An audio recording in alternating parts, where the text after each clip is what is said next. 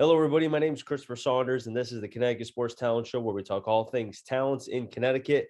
And on tonight's show, I'm pleased to have a senior swimmer from the St. Paul Falcons High School, and obviously their mascot is a falcon, Mikel Palaj. Mikel, it's great to be able to have you on, man. It's so awesome to be on, Chris. Thank you so much. I think, Mikel, obviously, I first heard about you from a former teacher of mine who now is at St. Paul, Mr. Madden, Mike Madden. He's the assistant AD. And I just have to say, I think what he has done for not just because obviously what he did Sacred Heart for the many years he was there speaks for itself. And now he's brought over to St. Paul. You guys are extremely lucky to have this guy with you at St. Paul High School. No, honestly, as bad as it is to say it, I'm kind of happy Sacred Heart closed because we got Mr. Madden and we got the other swimmers and the other students that came from Sacred Heart, and it just expanded the school and made it so much better. Yeah, man, it's one of those things where you look at glass half full, seeing that you were able to make new friends, being able to bring over people who now have a home because when the school closed, because you got to think about it, there were some kids that came over from Chase to Sacred Heart, and Chase closed, then Sacred Heart closed. You have these kids like, am I ever going to find a home where it's not going to close? Yeah, that's the other senior. Well, not the other senior, but one of the other seniors from St. Paul, Nate Stelmack. Amazing swimmer. He went to Chase for his freshman year, I believe, and then Chase closed, and then went to Sacred Heart, and the Sacred Heart closed. And like I was talking to him and his family, and they were like, "Yeah, it's just been moving around so much. Like, all right, college is gonna be easy because he's gonna move from St. Paul for his senior year to college for his freshman year, and it's not gonna be that hard." But they said, St. Paul was great for the move, and honestly, it's just so great to have these kids. They're such nice and like down to earth kids. Not many kids like them. Now I want to talk about you, man, because obviously why I have you on here, you're very talented. Obviously, Madden sent me everything. I've seen it all. I don't know if I can remember it all, but for people who also may be wondering, oh, is he going to be playing or going to college to be able to swim? And you'll be going to Iona. We'll get into that in a little bit as well. I kind of want to know as far as the background about you. I mean, were you someone that played a lot of sports? I mean, how did the pool, like, how did you find the pool, and how did the pool find you? Honestly, it didn't really find me. I kind of just got dropped off at it, so to speak. Hmm. When I was really young, I had two cousins that would always babysit me whenever my parents would go to work, and they were both swimmers. They started off swimming, and then they moved on to like football and track and stuff. But they taught me how to swim. They'd throw me off the diving board and pretty much say survival time, like learning to swim. And I picked that up pretty quickly when I was like 5, 6 years old, maybe. I don't remember, but they taught me how to swim, and then one day they just signed me up for a rec team. They were like, "All right, you got to go here now." So that's how it started. Honestly, there's no way to sugarcoat it. For you, man, were you able to, was it something that it kind of just naturally, like, was it just like a God-given ability where you didn't have to practice much at a young age, or was it something where you had to go through the reps every day, countless times to get better? Honestly, it's kind of like walking. If I had to describe it as anything, Hmm. um, you start off like a little baby. You start off, you jump in the pool, you get a little bit done. It's like it's a bit tiring, but practice makes perfect, as everyone knows. Well, not perfect, but better. And I just picked one thing and kind of stuck with it. Like there's no other way to go about it for me. That when I was younger, my parents were like, "All right, like if you really like this, like we got to stick to it, because like if you keep going to too many things, then later down in life, you're gonna be like, oh, I want to do this job, this not like you're gonna have no set in stone. Like, all right, this is what I'm doing, and that's it." I think my parents gave me that because like they wanted to start me off at a young age of getting like a tight schedule and like discipline of like this is what I'm doing. That's it. There's no questions asked. And it's hard too when you think about it, the discipline factor, because obviously as you get older, if you don't have the discipline, it's harder to be able to kind of rally yourself to be able to get that because you're so used to the free spirit, not having to worry about anything. But for you, it sounds like at a younger age, having that discipline, having that structure, which is so huge, it made it easier on you, I would think, as you got older. No? Yeah, I grew up in. I'm a first generation in the United States. And my parents, when they were growing up, they didn't really have anything really. They had to go and wait in line for food, let alone to go and play sports and this and that. So whatever they give me, like I guess they were just like, listen, like you got to make the most of it, because if you don't make the most of it, who knows if you're gonna get it again. And some immigrant kids, like first generation kids, they don't take that really and like, kind of do what they're supposed to with it. But from a young age, I always thought like, all right, like how can I make mom and dad happy? Like how can I really like pay it off to them? So that's what set off my discipline. I wanted to be sure that I was the first one in my family to like do something good. And I'm sure obviously your family and such, you kind of, you put them on that pedestal, the role models that you wanted to be. You wanted to be just like your father in a lot of ways, same thing as also with your mother as well. Um, as far as on the pool side, on the swimming side, was there anybody in particular that you watched? First person that comes to my mind is Michael Phelps, because he's the GOAT of swimming, in my opinion. I think nobody can really Of course, argue that. of course, of Um, course. was he somebody that you watched? Because I know obviously, and swimming is a little bit different than like football or soccer or baseball.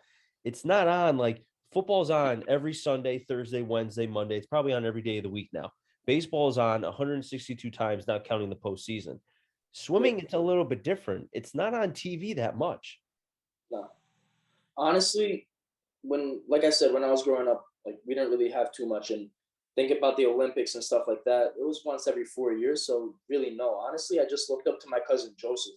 He Mhm. was like, I think we have, what is he, 25 right now? I'm 17.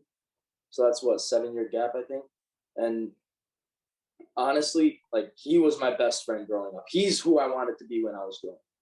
Like everything Joseph did, I wanted to do. Joseph would go on a run, I would want to go on a run. Joseph had friends, I wanted to go hang out with him and his friends. Like he was my big brother. He was my big brother I didn't have growing up. And seeing him in the pool and seeing him go to high school meets and you know like club meets and stuff, like I just wanted to be like him, man. I just wanted to, I don't know, I just wanted to be fast. I wanted to be fast like him. At what point did you start to realize that this ability that you have to swim at such an elegant pace, when did that start to strike you like this could be something I could, this is not just like I'm just doing this for fun and then that's it. Like I could go somewhere with this. When did that hit you? Honestly, it hit me early 15, early 16. Like that's when I really started thinking like I could go to college for this. Like this could help me pay for my college. Like, this would be such a good thing to like give my parents a break in finances and stuff. So that's really when like 15, 16. Because before then I'd just be like, all right, I'm just going to race. That's it. Like I'd never put my head past that. But 15, 16, started seeing older kids go up and go into colleges and like Georgetown, Villanova, Providence. Like it's like holy crap, like I could do this. Like I've been working just as hard as them. No, I agree with you. I think, at some point it's almost like as soon as you start, as soon as the light goes off, then you start to say, okay, let me see how much farther I can go with this. Then you start training a little bit harder. You start to do various things. And then like now as what we've seen, you're going to Iona. So the proof is in the pudding, man. Honestly, I'm just so blessed to go to Iona, man. Honestly, thanks to my parents, my coaches, my siblings, my teammates. Honestly, it's I don't. Till this day, I signed my NLI in what, November. Until this day, I'm still like, holy crap! Like it hasn't registered in my mind yet. Like I'm going to college for swimming. It, I still don't believe it, man. Yeah, you probably won't even believe it until you get there. And then you're like, oh wait, I'm actually here now. Now I have to believe it. I think that's when it'll kick in. I think when my parents drop me off and I say later to my brothers, like Mm. that's when it's gonna kick in for me, really. Either that Now, or the. yeah, exactly.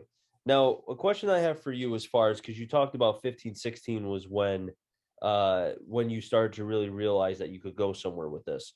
And that's right around the time, if not exactly at the time when COVID started to happen. Yo, So how were you able to, I don't want to say maneuver because in I started this podcast, when COVID struck. And I ask various athletes kind of how did you deal with it psychologically, physically, and I've heard every story and it's great to hear the stories. And I want to hear your story. During that 6 7 month span where things were shut down and it looked like the world was literally coming to an end. How were you able to get through that? So for honestly, for the first like 3 months of it up until the summertime, I'd just go outside. Outside was my peace and mind for it. Because if I stay inside for too long, I'm gonna lose my mind, man. But I'd go outside. I'd go on hikes with my cousins. I'd go on drives. I'd go fishing. I just whatever it was to be outside of the house and outside of any facility, I'd go. Like I couldn't stay still. But thanks to my coach Rob from West Hartford, he as soon as like the warm weather started coming in, he was right on top of everything. Even during like the colder season, he was on top of everything. His wife is the aquatic director at Miss Porter's, and so we were able to get into the pool. We were able to do one person for every other lane. So in an 8 lane pool, it would be 4 kids. That was what the start of it was. We'd go from 6 7 kids in one lane to 4 kids in the whole pool, which was crazy to us. So we started off 1 day a week like that. Then it moved on to 2 day, 3 day. And the coaches were putting in a crazy amount of work. Like huge shout out to them. Because if it wasn't for them, we wouldn't be able to have started anything during COVID. And then once the weather warmed up, we were able to rent out the pool at the Wampanoag Country Club in West Hartford. We were able to rent out the pool there and start back up. And honestly, since then, it was tricky. It was super tricky trying to get everybody in the pool and try to get everybody moving. We went from a solid 3 hour practices 3 times a week. We were swimming 7 days a week, and we'd have 3 hour practices 3 times a week. And from going from 3 hours a week to 1 hour, like maybe one day a week, it was rough. But the coaches really pulled through. They were working countless hours. Like I can't imagine the stress that they went through with this whole thing, like between finding pools and how we're going to do this safely without getting shut down. And it was such a mess, but they definitely did the best of it. Same case too with with your high school team. I mean, having to deal with the COVID protocols, dealing with new teammates as well because of Sacred Heart closing, and having to welcome in a new batch of teammates. So just take me into that as well because you guys are having a fantastic season. Honestly, the season has been the best so far. We've won 9 meets. We've only lost one by 1 point. And honestly, with the COVID protocol, thank God things are going back down sort of to normal. Things have loosened up quite a bit from what they were 2 years ago. And honestly, it was such a smooth transition for us for since we're 3 schools for St. Paul, Central, and Eastern, and the kids coming from Sacred Heart. Like I guarantee you, it was a little bit more bumpy for them because they're in contacts with a lot of other people. But coach definitely made it a lot easier for them. Tried to welcome them in like as best as she could, and like try to be as understanding as she could. For you, did you know that this was like going into this season? Did you know that you were going to be one of the head honchos, being one of the lead captains of this team to carry them to the promised land? Well, I'm not carrying nobody to the promised land myself. That's a whole team thing. That's what the team is for. It's not one person. It's everybody in one. Um, and like I don't like to say it, but yeah, I kind of did see myself. I've been swimming with that coach since I was 8 years old.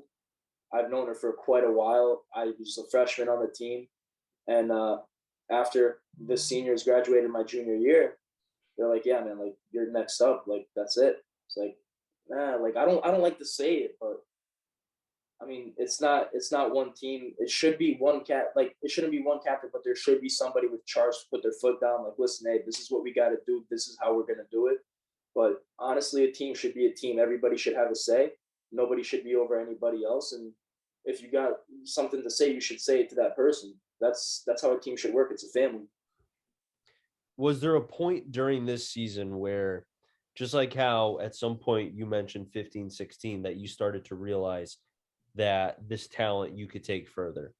At what point during the season did you feel like this team, and still a lot to happen, there's still plenty of, you guys can do so much. When did you realize that this team had something special in them at one point? Honestly, maybe the first week of practice, maybe the first practice completely, because seeing these kids come from Sacred Heart and how big the team got with how many kids we lost last year from the seniors, I was like, coming in the season, I wasn't that confident. I was like, I don't know how it's going to be. I don't know how many summers we're going to have. I don't know how the teams we're going to go up against are going to be. But then St. Paul, it used to just be me and one other kid, me and two other kids, three maximum. Now we're like six, I think, five, six. I don't know. But like St. Paul is making more of a presence in that team. And like as soon as I saw Nate jump in the water, and dude, I was like, Nate was our key. We lost the key breaststroker last year. He's at Bryant now. We lost the key breaststroker last year, and I was kind of bummed out because I've been swimming with him a while too. And as soon as like I think it was the first week of school, Mr. Madden, one my English teacher introduced me to Mr. Madden. Mr. Madden was like, "Oh, I got to introduce you to this other swimmer." And apparently, like me and Nate, like swam against each other, but I don't pay attention that much to know who I swam against and stuff. Mhm. And we were talking, and he was like, "Yeah, I'm a breaststroker." He told me his times and stuff, and they're phenomenal. I was like, "Dude, this is like the saving grace we needed, man. This is the saving grace." And ever since then, it really just clicked, and the whole team, like everybody's with each other. They're cheering for each other. They're holding each other accountable for whatever you do, no matter if it's good, bad, left, right, whatever it is. We're holding each other accountable, and Mhm. we're on each other's case for anything. And that's how it should be, in my opinion. If a team's going to be good together, they got to be on each other's case and be straight up with each other. I couldn't agree with you more, Mikel. Could not agree with you more on that. Mikel, it's great to be able to have you on. I do have one more question for you, really quick. Obviously, your time as a Falcon is winding down. I mean, you're close. I mean, not close yet. I don't want to speed it up too fast, but you have the season. You obviously have the remainder of your senior year before graduation. I would love to be able to hear kind of, is there anything as far as, what has it meant to be a St. Paul Falcon? And your class in particular has dealt with so much adversity with COVID and everything else. So have at it. Honestly, being part of St. Paul is just something different. You can't get it out of public school. I went to public school from kindergarten to eighth grade. It's nothing like it. Everybody's always asking how you're doing, how your family is at home, how you're doing in the school. Like if you need help, they will go the next step to come and help you out with something. The kids there are awesome. They're friends. They're true friends, most of them, man. And honestly, being at St. Paul, I couldn't be more happy. I couldn't be more happy. I couldn't have asked to go to a better school. I looked at Avon Old Farms and I looked at St. Paul. And honestly, yeah, Avon Old Farms is a higher up school, but I don't know. It was something, definitely the price too, but it was uh it was something about St. Paul. Like I don't know. I always drove by it as a kid. I always thought, like, man, what if I go to a private high school? Like that'd be kind of cool. But I don't know, man. It's just a whole different it's a whole different culture. It's a whole different feel. Like people are just different there. Mhm. It's I don't really know how to explain it. Like you just got to experience it for yourself, really. It's so funny that you say that because I've had Jamie Leggett on, who is on the basketball team, and he's a fantastic player. And it's funny because he mentioned what you just said, but in the basketball lingo, and talked about the culture. And I talked to Coach Phelps as well. Same thing, culture. And it's like it's something that cannot be explained. It's just, and I felt that being in the gym twice.